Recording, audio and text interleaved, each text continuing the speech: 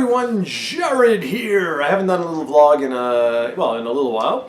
So today's episode is going to be on basically a few things that I've picked up recently or that were donated, as well as one older thing that I just wanted to briefly touch upon. So you'll notice I'm wearing my little hoodie here. It's actually a God of War. Whoops!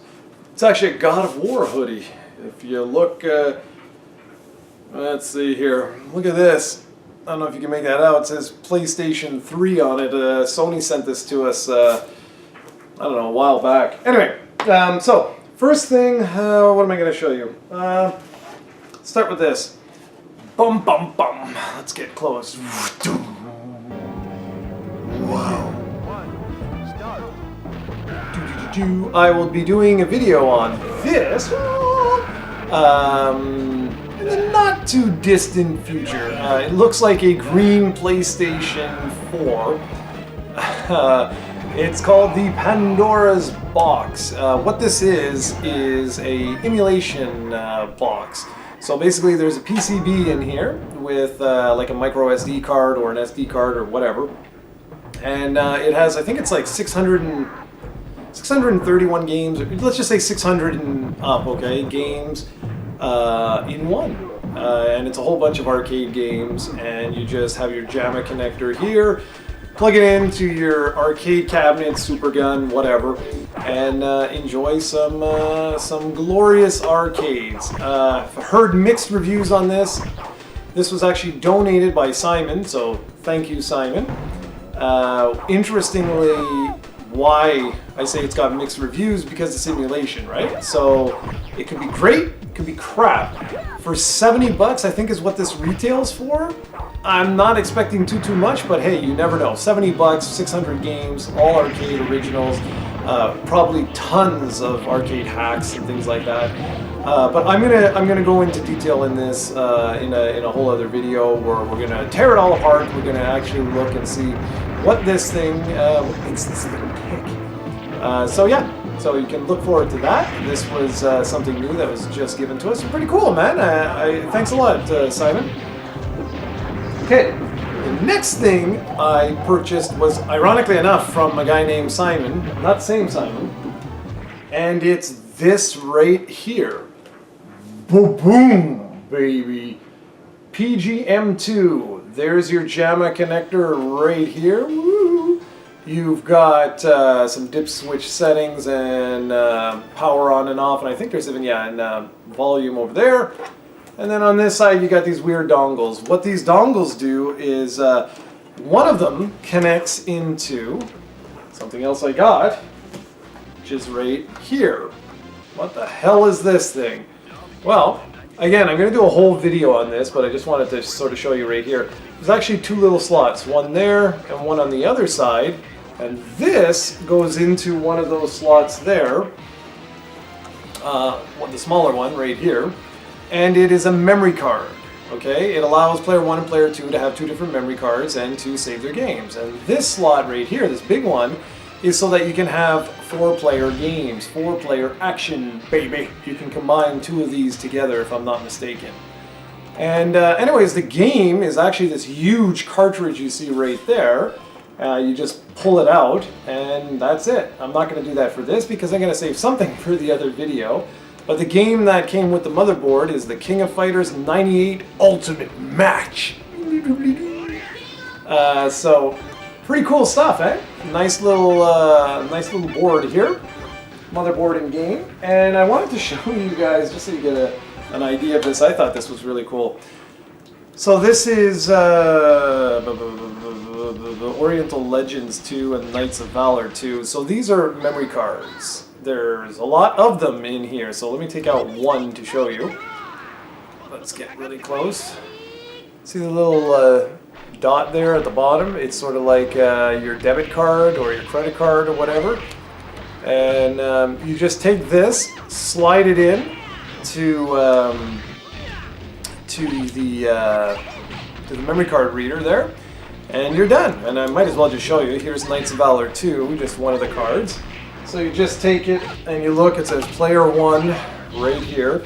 You take your card and you just slide it in. There you go, done.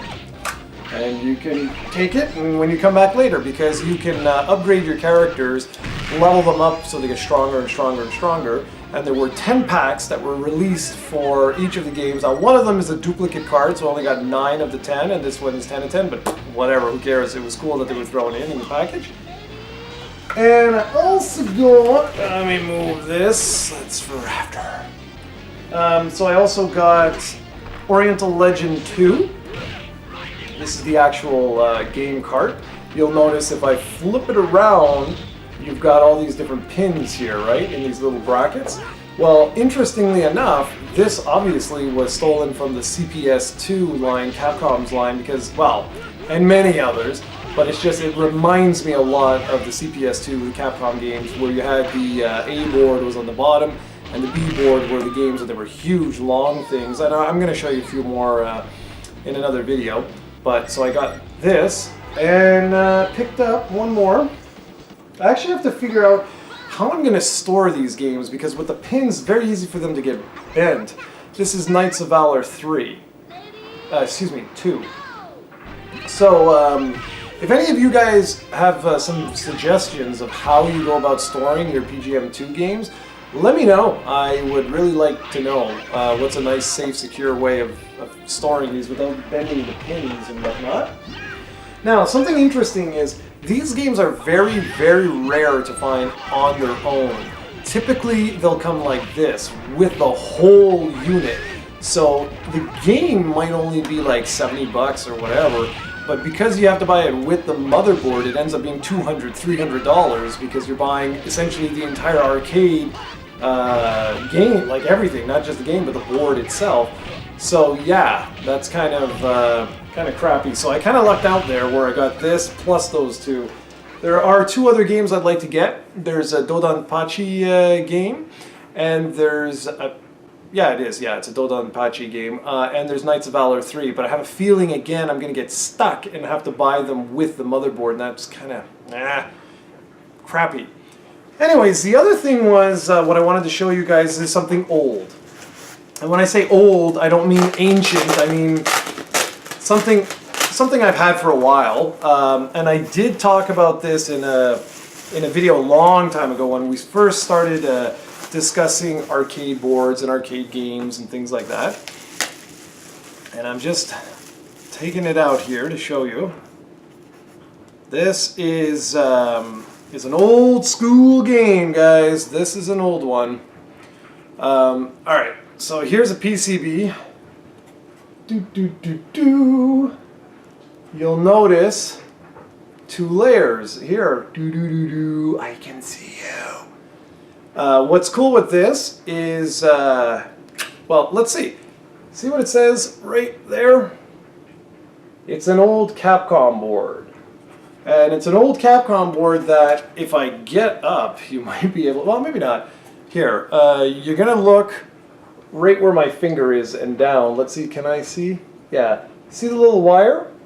I didn't notice this when I purchased it, and I don't know how I didn't notice this, but it's actually been repaired. It's a fixed board, and it wasn't repaired perfectly because what this is Ghosts and Goblins, the original Ghosts and Goblins from 1985, I think it is, if I'm not mistaken, and it's not great. The audio is okay, but the video is very glitchy, like it's off. Arthur will be like, say, like a yellow blob as he's going around, and I couldn't play the game. It was really screwed up. What I would like to know, and the reason why one of the reasons I'm making this video is if you guys know of people that do repairs on arcade boards like this, because this is a fun game, man.